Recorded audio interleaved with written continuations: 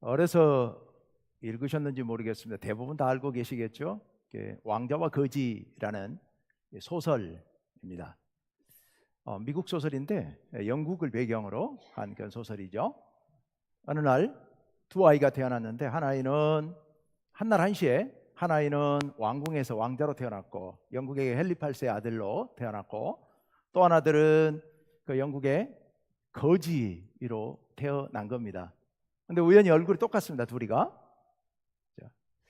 그 왕자로 태어난 아이는 왕궁에서 호의호식하면서 잘 교육받고 특히나 다음 왕위 계승 1순위, 그래서 왕이 죽으면 아버지 왕이 죽으면 왕을 이어받을 사람으로 잘 훈련받은 사람이고, 또 하나는 거지. 이 거지 아이는 아버지가 학대를 하는 거예요.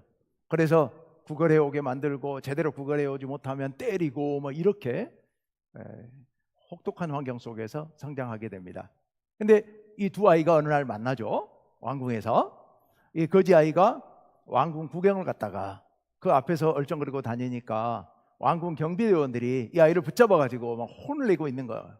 근데 그 상황을 앞에 왕궁 안에서 바깥 구경을 한다고 왕자가 나왔다가 목격을 하고, 그렇게 경비병들이 우악스럽게 대하는 모습을 보고서 화를 내면서 이 아이를 자기가 데리고 왕궁 안으로 들어갑니다. 가서 보니 얼굴이 똑같으니까 야 우리 옷 한번 바꿔 입어보자 해서 옷을 바꿔 입잖아요. 옷을 바꿔 입고 그리고 놀고 있는 중에, 둘이 친구가 되어서 놀고 있는 중에 이 왕자가, 지금 거지 옷을 입고 있는 이 왕자가 아까 그 경비병들을 혼내주겠다고 밖에 나갔다가 경비병들한테 붙잡히게 됩니다. 왕자인데 거지 옷을 입고 있으니까 아까 그 거지놈이라고 생각을 한 거지요. 그래서 경비병들이 이 아이를 바깥으로 당장 나가라고 왕궁 밖으로 쫓아내버립니다. 거지 옷을 입고 왕궁 밖으로 나왔으니 이제 자기가 왕자라고 아무리 얘기를 해도 아무도 믿지 않는 그런 상황. 왕궁 안에 있는 거지는 왕자의 옷을 입고 있으니까 사람들이 이제 왕자로 대접을 하고 하는데 어떻게 할 방법이 없습니다. 아니라고 해도 소용없고, 그래서 그냥 왕자로 거기서 엉겁결에 살게 되죠. 그렇게 서로 이렇게 바뀐 운명 속에 살다가 아버지 헨리 8세가 세상을 떠납니다. 이건 소설입니다. 소설이니까 배경만 그렇죠. 헨리 8세가 세상을 떠납니다. 이제 그 거지가 왕위를 계승하게 된 겁니다. 그래서 대관식을 하게 되는데 그 소식을 밖에 있는 왕자가, 거지 행세를 하고 밖에 고생하고 있는 그 왕자가 그 소식을 듣고 어떻게 해서 왕궁 안으로 들어가게 되지요. 그리고 둘이 만나게 되고 다시 제자리를 돌려놓게 됩니다. 제자리로 돌려놓아서 그래서 이제 왕자가 되었고 다시 왕이 되었고, 그 왕자 행세를 했던 그 거지 역시도 그 왕이 잘 대접해서 잘 살게 됐다, 뭐 이런 얘기입니다. 왕자와 거지가 옷을 바꿔 입고 나니까, 그러니까 본래 왕자인데도 불구하고 거지로 살았어야만 했고, 거지인데도 불구하고 왕자 옷을 입고 있으니까 왕자로 살 수밖에 없는 그런 상황이 된 거죠. 오늘 우리 본문 말씀에도 이 옷을 바꿔 입는 그런 이야기가 나옵니다. 우리가 어떤 옷을 입고 사느냐 하는 것 굉장히 중요한 문제이죠. 물론 그게 본질은 아니지만 굉장히 중요한 문제입니다. 오늘 말씀 에베소서 4장 말씀에 보면 오늘 25절부터 봐야 합니다만은 앞에 22절부터 4절까지 말씀을 먼저 서론적으로 보았습니다. 22절에서 24절 말씀을 같이 한번 화면으로 봅시다.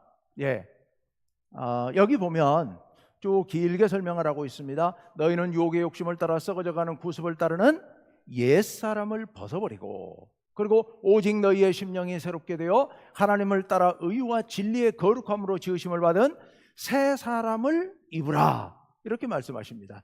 빨간 글씨로 되어 있는 부분만 다시 보면 이렇게 되어 있죠. 옛사람을 벗어버리고 새 사람을 입으라 라는 말씀이에요. 옛사람을 벗어버리고, 아니 어떻게 사람을 벗어버리고 어떻게 사람을 입어요? 이게 옷을 벗고 입는 이미지로 설명하고 있습니다. 옛 옷을 벗어버리고 새 옷으로 갈아입으라, 이런 그런 이미지로 여러분 떠올리시면 훨씬 더 쉬울 것 같습니다. 그런데 여기 옛사람, 어떤 사람이길래 옛사람을 벗어버리라고 얘기하고 있느냐? 유혹의 욕심을 따라 썩어져가는 구습을 따르는, 한마디로 말하면 이 세상의 삶의 방식. 우리가 이 세상에 살 때 무엇을 따라 살아갑니까? 욕심대로, 우리의 욕망대로, 우리가 유혹받는 대로, 그에 따라서 살아가죠. 그런데 그렇게 해서 노력해서 얻는 것들, 예를 들어 돈, 먹을 것, 좋은 집, 권력, 명예, 이런 것들 다 뭐겠습니까? 그런 것들은 한마디로 말하면 다 썩어질 것들이죠. 썩어질 것들. 그런 것들을 벗어버리라. 우리는 과거 그런 세상 습관 속에서 살았었다. 그런데 그것들을 다 버리라는 얘기입니다. 그리고 그 다음에 어떻게 하라고요? 심령으로 새롭게 돼요. 오직 심령으로 새롭게 돼요. 성령의 인도하심을 따라 새 사람을 입으라는 거예요. 하나님의 뜻을 따르는 거룩하게 새롭게 지으심을 받은 새 사람을 입으라, 이렇게 말씀하고 계십니다. 자, 옛 옷을 벗어버리고 새 옷으로 갈아입으라. 근데 사람이 안 바뀌는데 옷만 바꿔 입으면 뭐예요? 근데 사람은 바뀌었습니다. 사람이 어떻게 바뀌었어요? 지난주 설교, 여러분 지난주 설교 뭐였죠? 생명의 양식으로 오신 예수님이잖아요. 생명의 양식으로 오신 예수님. 우리는 예수님을 만났습니다. 예수님을 만나서 그 예수님 생명의 양식을 접하고 우리는 새 사람들이 되었습니다. 예수님을 믿고 옛 모든 죄악들을 다 용서함 받고 새 사람이 된 겁니다. 속은 새 사람으로 변했습니다. 그런데 속만 바뀐 거예요. 속이 바뀌면 그 다음에 뭐도 바뀌어야 돼요? 옷도 바뀌어야 돼요. 근데 옷을 안 바꿔 입은 거예요. 그래서 오늘은 이제 지난주 설교에 따라서 우리가 새 생명을 얻은 새 사람이 되었다. 우리가 예수님을 믿고 예수님 안에서 예수님을 본받아 살아가는 새 생명이 되었다. 그렇다면 이제 옷도 바꿔 입자. 어떻게 옷을 바꿔 입을 것인가? 새 옷으로 갈아입어야 된다. 구습을 벗어버리고 거룩함으로 지으심을 입은 새 사람을 입어야 된다.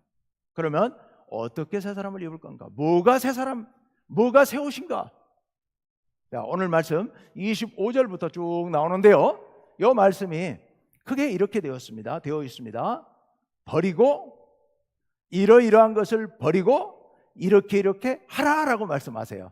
그러니까 이게 네 쌍으로 이루어져 있는데요, 지금부터 네 가지 쌍으로 제가 묶어서 말씀드릴 겁니다. 그런데 네 쌍이 모두 다 버려야 될 것들과 새롭게 따라야 될 것들을 짝을 지어놨습니다.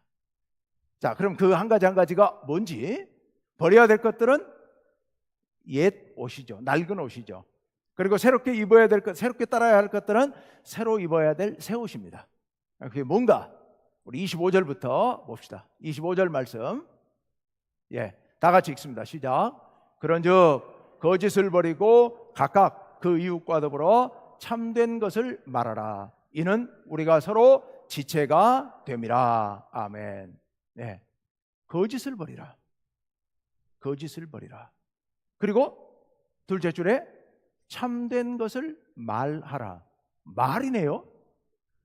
말이니까 앞에 있는 거짓을 버리라는 말도 다른 말로 다듬으면 뭐가 되겠어요? 거짓말을 하지 말라는 얘기입니다. 거짓말하지 말고 참된 말을 하라. 진실을 말하라. 진리를 말하라. 이런 말씀입니다. 우리가 세상을 살면서 거짓말을 안 할 수는 없죠. 하얀 거짓말도 있고, 또 나는 내가 진실을 얘기한다고 했지만 그렇게 말해놓고 내가 살다 보니까 잊어버리거나 세상이 바뀌거나 환경이 바뀌어서 결국 그 말과는 다른 행동으로 해서 이 앞에 했던 말이 결과적으로 거짓말이 되어버리는 경우도 있을 수 있고요. 피할 수는 없습니다.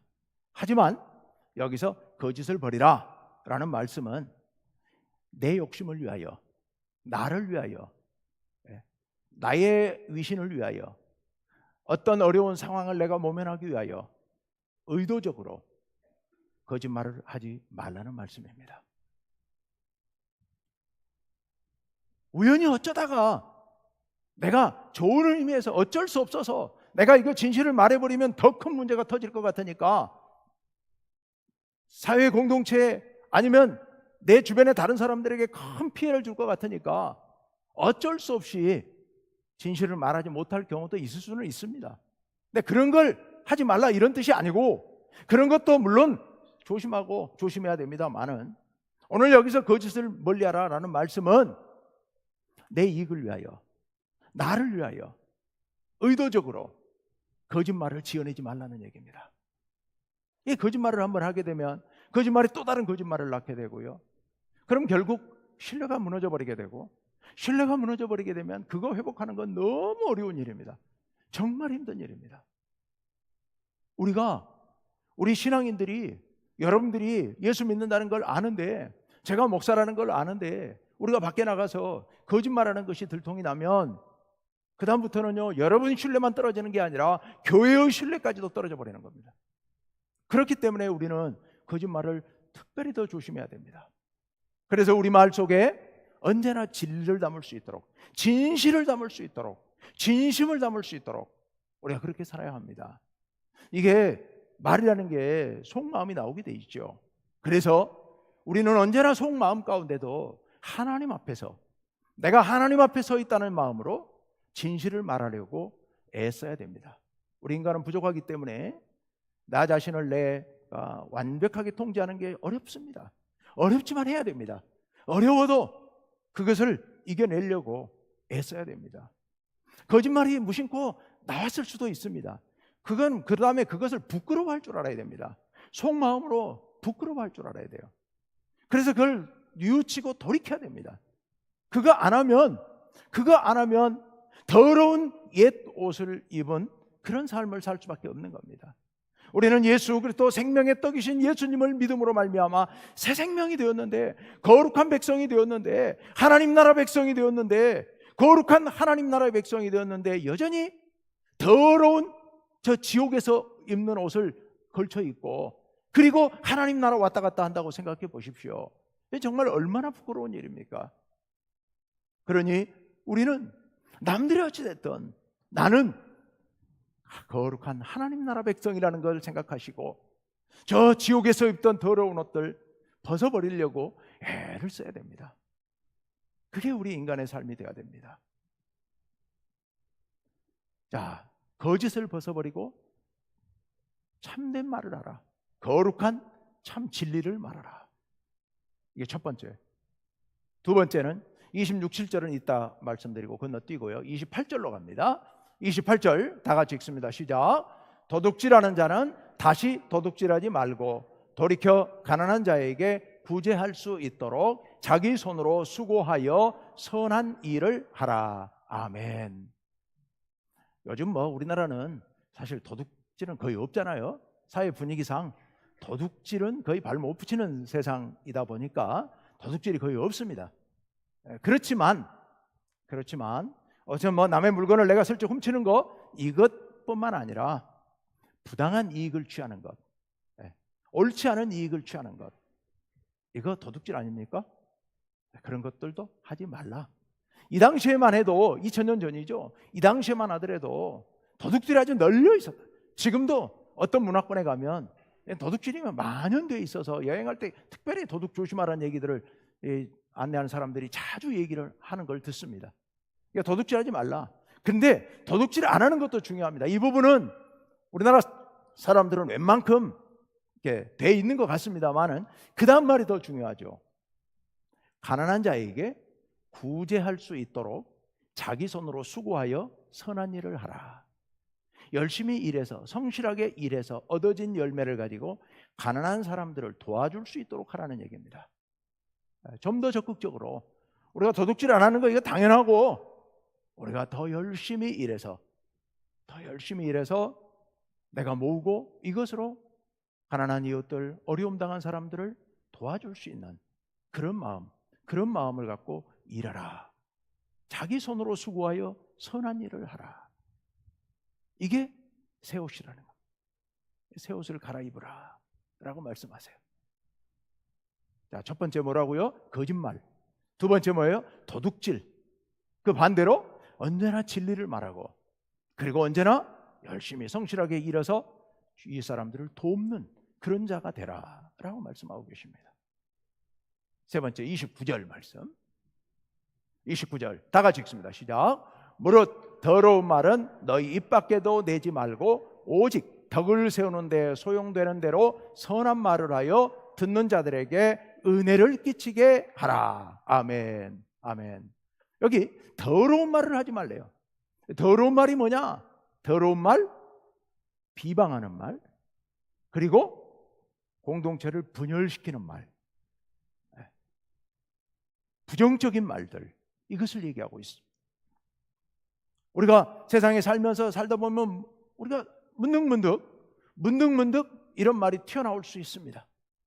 다른 사람들을 비방하는 말, 비판하는 말, 부정적인 말, 그리고 분열시키는 말, 이간질시키는 말들, 이런 말들이 더러운 말입니다.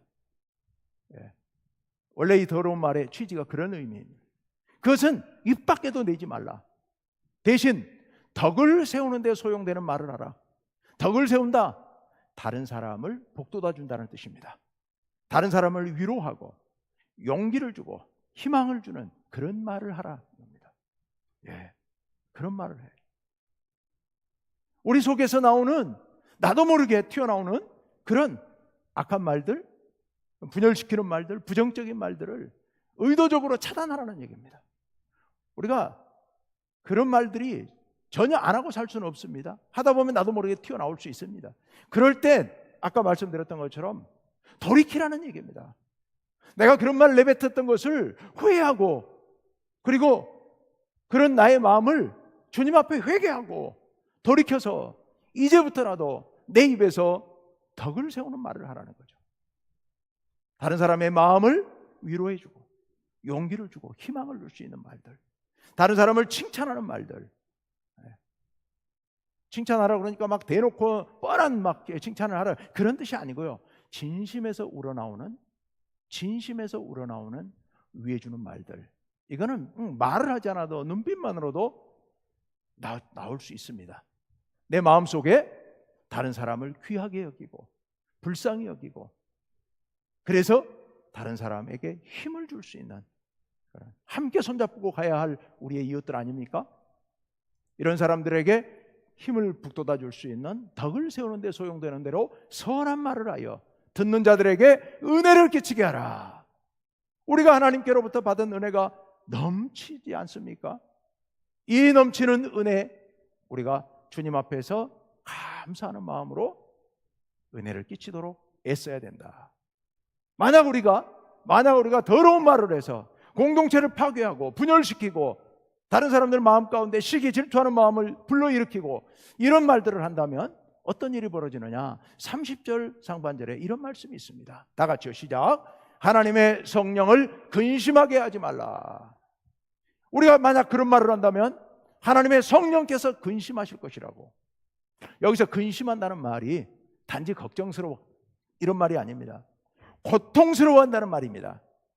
우리가 만약 그런 악한 말을 한다면 하나님의 성령께서 가슴 아파하시면서 고통스러워하실 거라는 얘기입니다. 우리 때문에, 우리의 그런 말들 때문에 고통스러워하실 것이다. 그래서 우리는 다른 사람을 북돋아 줄 수 있는 선한 말을 해서 은혜를 끼치도록 해야 된다. 이게 새 옷으로 갈아입는 겁니다. 새로운 옷으로 갈아입는 것. 마지막 네 번째 30절 31절 31절, 여기는 우리말 번역보다는 개역 개정 성경보다는 새 번역이 더 잘 번역이 돼 있어서 새 번역 성경으로 읽어봅니다. 다 같이요, 시작. 모든 악독과 격정과 분노와 소란과 욕설은 모든 악의와 함께 내버리십시오. 이것들을 한 묶음으로 묶어서 얘기한다면은 분노를 터뜨리는 걸 얘기하는 겁니다. 너무 화가 나서 분노를 폭발시키는 것을 얘기합니다. 그래서 막 화를 내고 독설을 내뿜고 욕을 하고 막 이렇게 하는 것을 얘기합니다. 그것을 모든 악의와 함께 내버리십시오. 근데 이 말씀은 앞에 있었던 26절과 27절 말씀에 똑같은 내용이, 비슷한 말씀이 나오기 때문에 그거 한 번 더 보려고 합니다. 26, 7절 말씀 다 같이 읽습니다. 시작. 분을 내어도 죄를 짓지 말며 해가 지도록 분을 품지 말고 마귀에게 틈을 주지 말라. 아멘. 살다 보면 화가 안 날 수가 없잖아요. 그렇죠. 인간이기 때문에 화가 날 수밖에 없어요. 그런데 분을 내어도 뭐는 하지 말라? 죄는 짓지 말라. 자동차 운전하고 가는데 옆에 있는 차가 아주 위험하고 무례하게 확 끼어들어가지고 내가 깜짝 놀랐다. 화가 막 솟구쳐 올라오죠. 분이 난 겁니다. 그거 어쩔 수 없어요. 분이 났어요. 근데 그럴 땐 뭘 하면 안 된다고요? 쫓아가서 들이받으면 안 된다고요. 이건 죄잖아요. 죄를 짓지 말고. 예. 그리고 해가 지도록 분을 품지 말고. 분을 오래 품으면 안 돼요. 왜 안 돼요? 우선 내가 상해요. 화가 나면 내가 손해를 보는 거예요. 화를 오래 품고 있으면. 나는 건 어쩔 수 없지만 그 나는 것을 가라앉혀야 된다는 얘기입니다. 가라앉혀야 돼요. 그 분노를 가라앉혀야 돼요. 왜 분노를 가라앉혀야 되느냐? 두 가지 이유가 있어요. 첫째 이유요. 셋째 줄에 마귀에게 틈을 주는 겁니다. 우리가 화를 내고 그 화를 폭발하고 다른 사람에게 화를 나타내면요, 마귀가 좋아하는 거예요. 마귀가 우리 사이를 이간질시키고 더 화내게 만들고 그래서 문제를 만들어버리는 겁니다. 동시에 우리가 이렇게 화를 내고 분노하고 죄를 짓지 말아야 되는 것은 하나님께서 그렇게 하지 않으시기 때문에요. 우리가 본받아야 할 하나님께서는 우리가 하나님의 분노를 계속해서 자극하지만 우리 하나님께서는 끝없이 용서하시고 우리를 품어주십니다. 가끔 하나님께서 화를 내시고 회초리로 치실 때가 있어요. 근데 그거는 화가 나서 그러신 게 아니고 교육시키려고, 교육시키려고, 바로잡으려고, 엄마가 자녀의 종아리를 회초리로 치는 것과 같은 그런 마음으로 하나님께서 때로 우리를 징계하실 때가 있지만 그건 분노해서 그런 게 아니다. 그래서 우리가 절대로 분노해서는 안 된다. 분노를 표출해서는 안 된다. 화가 나지만 그거 오래 품어서는 안 된다. 빨리 돌이켜야 된다. 빨리 돌이켜야 된다. 말은 그러는데 실제로 되나요? 잘 안 되죠. 너무 화가 나는데 어떻게 그럴 수가 있나 막 화가 나는데 어떻게 그걸 마음속에서 지워내냐고요. 방법이 있습니다. 어떤 방법이 있느냐? 여기 와서 기도하시면 돼요. 기도할 때 뭐라고 기도해요? 하나님 앞에 다 꼬아 바치세요. 하나님 앞에, 하나님, 그 인간이 그럽니다. 제가 어떻게 하란 말입니까? 속에서 도저히 내 참을 수가 없고 이걸 도저히 주체할 수가 없는데 하나님이 좀 어떻게 좀 해주세요. 나보고 하지 말라면서요. 나보고 하지 말라 그랬으니 하나님이 좀 해주세요 라고 하나님께 기도하세요. 그럼 하나님 어떻게 하실까요? 그래 알았어, 내가 해주마 하시고서 하나님 그러신 분이 아니죠. 하나님 어떻게 해요? 하나님이 알아서 하시는 겁니다. 알아서 진짜 그를 채찍질해야 될 일이면, 회초리를 쳐야 될 일이면 하나님이 회초리 치시는 거고, 그리고 하나님이 안 해도 웬만큼 넘어갈 일이면 하나님께서 용서해 주실 거고, 그건 하나님 몫이에요. 나는 그냥 하나님 앞에 내 마음을, 내가 그 사람 저주하라는 뜻이 아니에요. 하나님 앞에 얘기해가지고 하나님이 그를 벼락을 쳐가지고 그가 죽게 만들어라 그런 뜻이 아니에요. 나는 하나님께 내 감정을, 내 분노를 하나님 앞에서 아뢰임으로 내 감정을 다스리는 거예요. 하나님께서 우리의 감정을 다스려 주십니다. 그리고 우리가 다시 회복될 수 있도록 하나님께서 인도해 주십니다. 벌 줄 사람 하나님이 알아서 벌 주셔요. 내가 벌 주는 것보다 하나님이 벌 주시는 게 훨씬 무서운 일이잖아요. 그러니까 하나님께 다 맡기면 됩니다. 하나님께 얘기하면 하나님께서 다 풀어주시니까, 그러니까 아무 걱정 마시고 하나님 앞에 나와서 여러분의 가슴에 맺혀있는 응어리를 그냥 다 얘기하세요. 풀어내세요. 그래야 내가 삽니다. 왜? 내가 그래야 그날 밤까지 이 분노를 안고 잠자지 않습니다. 분노를 안고 자면 잠도 못 잘 뿐더러 병되는 거죠. 병돼요. 하나님께 풀어내셔야 된다. 그래서 이렇게 우리 속에 분노를 품고 죄를 짓지 말고, 그러면 그 다음에 이제 어떻게 할 거냐? 지금 우리가 뭐 하지 말고 어떻게 하라 했는데, 그럼 이건 도대체 어떻게 하라는 얘기냐? 제가 지금 하나님께 기도하라 그랬는데요, 성경 말씀에는 그건 이제 제 방법이고, 그건 이제 다른 말씀이 또 나와요. 그게 오늘 마지막 말씀 32절. 32절. 예, 다 같이 시작. 서로 친절하게 하며 불쌍히 여기며 서로 용서하기를 하나님이 그리스도 안에서 너희를 용서하심과 같이 하라. 아멘. 아멘. 여러분, 서로 친절하게 하라. 우리 서로 친절해야 될 사명이 있습니다. 서로에게 친절해야 될 사명이 있어요. 우리는 괜히 친절하게 하면 뭐 이상하게 될까, 절대 그런 생각하지 마십시오. 우리 성도들은 서로 친절해야 될 사명자들입니다. 그리고 불쌍히 여겨야 돼요. 마음에 안 드는 사람, 여러분, 해결할 수 있는 가장 좋은 방법, 그를 사랑할 수 있는 가장 좋은 방법은 하나님 앞에서 하나님, 그 사람 불쌍히 여겨주세요 라고 기도하다 보면요, 불쌍한 마음이 생기고요, 그러면 용서가 됩니다. 거기서 용서가 시작이 돼요. 그래서 정말 마음에 안 드는 사람, 정말 왜 그러는지 모르겠어 라는 속에 생각이 드는 사람, 속마음 가운데 참 불쌍한 영혼이다, 그러니 내가 그를 위해 기도해야 되겠다 라고 생각하면요, 그때부터 풀리기 시작합니다. 그때부터 풀리기 시작해요. 불쌍히 여기십시오. 그리고 용서하되 뭘 생각하면서 용서해요? 하나님이 그리스도 안에서 너희를 용서하심과 같이 하라. 그리스도 안에서 용서하신다는 게 도대체 무슨 뜻일까요? 하나님이 우리를 용서하실 때 그냥 용서하신 게 아니에요. 하나님은 반드시 대가를 받고 용서하십니다. 근데 우리가 대가를 치를 아무것도 없어요. 그래서 하나님이 당신의 아들을 이 땅에 보내셔서 우리 대신 십자가에 달려서 피 흘려 죽게 하심으로 그 당신의 아들의 죽음을 대가로 받으시고 우리를 용서하신 거 아닙니까? 그렇게 해서 우리를 용서하셨습니다. 당신을 희생시키심으로 우리를 용서하신 겁니다. 그냥 용서해 주셔도 정말 너무도 감사할 일인데 당신의 아들을 희생시키시면서까지 우리를 용서하신 겁니다. 그걸 생각하면서 우리가 그런 은혜를 받고 사는 사람들이니, 우리가 이 놀라운 은혜를 받고 사는 사람들이니, 다른 말로 바꾸자면 마태복음에 있는 마태복음 24장에 있는 말씀처럼 우리는 1만 달란트 용서받은 사람이에요. 1만 달란트 용서받은 사람. 마태복음 18장에 1만 달란트 용서받은 우리, 그런 우리가 100데나리온 죄 지은 그 한 사람을 용서 못한다면 이건 말이 안 되는 얘기잖아요.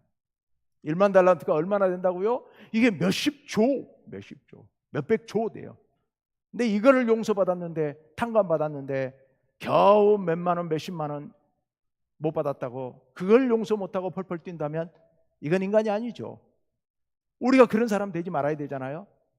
그러니까 나한테 죽을 죄를 지은 사람도요, 하나님께 내가 용서받은 거 생각하면 그거는 푼돈입니다. 푼돈이에요. 그냥 용서해야 됩니다. 용서하려고 발버둥 쳐야 됩니다. 하나님 앞에서. 하나님 앞에서. 자, 오늘 말씀을 전부 종합하자면 이런 거죠. 한마디로 말하면 낡은 옷, 옛 습관, 예수 안 믿던 저 세상에서 사는 사람들이, 세상 사람들이 갖고 있는 생활 습관, 그거 낡은 옷들 다 벗어 던져버리라. 왜냐하면 우리는 새 사람이 되었으니. 새 옷으로 입으라. 새 옷으로 입으라. 본질이 바뀌었으니 옷도 갈아입으라. 그게 바로 뭐냐? 오늘 여기 있는 말씀들이다. 왜 그래야 되느냐? 왜 그래야 되느냐? 방금 보았던 32절 마지막 말씀에 바로 그런 말씀이었죠. 뭐라고요? 예수님이, 하나님께서 예수님의 십자가의 보혈을 힘입어 우리를 용서하셨듯이 우리도 용서하라. 바로 여기 하나님께서 우리에게 주신 이 엄청난 은혜, 이 은혜를 생각하면서 우리가 이제 새 옷으로 갈아입어야 됩니다. 그래서 거짓말을 하지 말아야 되는 거예요. 도둑질이 아니라 열심히 일해서 다른 사람을 도울 수 있도록 해야 돼요. 그리고 우리 가운데서 악한 것들을 다 내버려야 돼요. 더러운 말들을 버려야 돼요. 다 버리고 주님 안에서 깨끗함을 옷 입어야 된다. 그것이 새 옷을 갈아입은 우리들의 모습이다. 여러분, 거지와 왕자 이야기를 바꿔 생각하십시오. 본래 우리는 본질이 거지였어요. 더러운 거지였어요. 그런데 이제는 그 우리의 본질이 새롭게 되어서 왕자가 됐어요. 거지가 왕자가 됐어요. 그런데 여전히 거지 옷을 입고 다닌다면 이건 아니잖아요. 거지가 왕자가 됐다면, 본질이 바뀌었다면 그 거지와 왕자 이야기에서는 본질은 안 바뀌었는데 옷만 바뀌었잖아요. 근데 우리의 이 말씀은, 이 얘기는 거꾸로 반대예요. 본질만 바뀌었어요. 옷이 안 바뀌었어요. 이제 옷은 어떻게 해야 돼요? 우리가 갈아입어야 돼요. 우리가 갈아입어야 되는 겁니다. 그래서 깨끗한 옷으로 갈아입고 하나님 나라 백성으로 살아가시기를 바랍니다. 두 번째 이유가 있어요. 이게 개인적인 문제였다면 이번에는 공동체적인 문제입니다. 여러분, 우리가 세상에 살면서 정말 소중한 게 있는데 잘 깨닫지 못하는 것이 하나 있다면 그게 공기죠. 공기. 이거 우리가 살아가는데 단 5분만 없어도 우리 다 죽을 건데, 근데 우리 잘 모르고 살잖아요. 근데 우리 공동체 안에도 공기가 있습니다. 그 공기가 뭐냐? 그 공기가 분위기. 다른 말로 바꾸면 문화예요. 문화. 공동체 안에는 문화가 있어요. 오늘 우리가 말씀 나눈 이런 얘기들, 말, 또 우리의 행실, 우리의 이웃을 향한 친절, 이런 모든 것들, 이런 것들은 문화예요. 분위기입니다. 공기와 같은 것입니다. 그런데요, 이런 것들을 통하여서 우리는 계속해서 숨을 쉬고 하는데요, 이게 끊임없이 변화됩니다. 왜 변화되느냐? 모든 사람은 다른 사람들의 문화에 영향을 깊이 받습니다. 저는 저고 여러분은 여러분인 것 같지만 각자 따로따로인 것 같지만 절대 그렇지 않습니다. 사람이라고 하는 것은 문화의 영향을 아주 깊이 받습니다. 제가 여러분에게 많은 영향을 끼치고 있고 여러분이 저에게 많은 영향을 끼치고 있습니다. 여러분 서로에게 많은 영향을 끼치고 있습니다. 저희 딸들하고 가끔 통화를 하면 딸 중에 장난스러운 딸 하나가 가끔 그런 말을 해요. 아빠 전주 사람 다 돼버렸네. 전주에 가서 10년 살더니 아빠 말투 속에 전주 사투리가 순간순간 튀어나온다는 거예요. 아니 저는 사투리 안 쓴다고 생각하고 있거든요. 안 쓰려고 해서 안 쓴 게 아니라 저 뭐 사투리 쓸 일이 그리 많지 않다고 생각해서 그러는데 저도 모르게 여러분들의 말투가 저에게 많이 배어서 나도 모르는 사이에 튀어나오는데 바깥 사람들이 들으면 그게 좀 그런가 봐요. 그게 티가 나나 봐요. 제가 가끔 저희 고향 전라남도 순천에 가면요, 가자마자 차에서 내리자마자 순천 사투리로 막 말을 합니다. 우리 경상도 가서 20년 살면요, 자연스레 경상도 사투리 몸에 배게 돼 있습니다. 왜요? 그 문화가, 그들의 말이, 그들의 언어 습관이 우리에게 영향을 주는 거예요. 나도 그들에게 영향을 주고 그들도 나에게 영향을 주고요. 제가 전주에 와 10년 살면서 전주의 영향을 많이 받았고요, 저 또한 전주에 막대한 영향을 주었을 겁니다. 여러분이 하는 말 한마디, 여러분이 하는 행동 하나, 여러분이 보여주는 신앙적인 모습 하나가 여러분 주변에 막대한 영향을 끼칩니다. 그리고 여러분들도 우리 교회로부터 그런 영향을 받습니다. 이 공기가, 이게 공기처럼 서로에게 영향을 주고받는 이 문화가 공기처럼 우리 가운데 가득 차 있습니다. 이 공기가 나빠지면요, 우리 다 같이 건강에 해롭게 되는 겁니다. 이 공기가 깨끗해야 돼요. 문화가 깨끗해야 되는 겁니다. 서로 거친 말을 쓰면요, 순식간에 거친 말 분위기가 야금야금 영향을 끼쳐서 변화가 됩니다. 서로 친절하고 좋은 말을 쓰고 칭찬하는 말을 하면요, 이 분위기가 서서히 영향을 끼쳐서 우리도 모르게 변해가는 겁니다. 다 같이. 정말 작은 영향 같지만 이게 심각한 영향을 끼치는 겁니다. 오늘 이 말씀 속에서 우리가 권면받은 이 새 옷을 입는 것, 이것들은 공기처럼 이 안에 떠돌면서 우리 모두에게 다 영향을 끼치는 것들입니다. 행여라도 이 가운데 버려야 될 것들을 품고 다니지 마십시오. 그것으로 우리 공기를 더럽히지 마십시오. 혹 악독한 말을 한다든지, 비방하는 말을 한다든지, 거짓을 말한다든지, 이런 것들 절대 하지 마십시오. 나뿐만 아니라 우리 모두에게 엄청난 악영향을 끼치는 겁니다. 공기가 나빠지면 뭘 켜야 되죠? 공기청정기를 켜야 되죠. 공기청정기를 켜서 공기를 정화시켜. 우리 모두가 우리 충무교회 공동체에 공기청정기들이 됩시다. 예, 나쁜 분위기 싹 사라지고 좋은 분위기로 바뀔 수 있도록. 근데요, 그렇게 되면요, 우리 충무교회가 공기청정기가 될 거예요. 우리 충무교회가 공기청정기가 되면 어떻게 돼요? 여기 평화동, 삼천동이 공기가 맑아질 거예요. 이 공기가 맑아지면 어떻게 돼요? 전주가 맑아질 거예요. 전주가. 그러다 보면 나중에는 온 세상이 더 맑아질 줄로 믿습니다.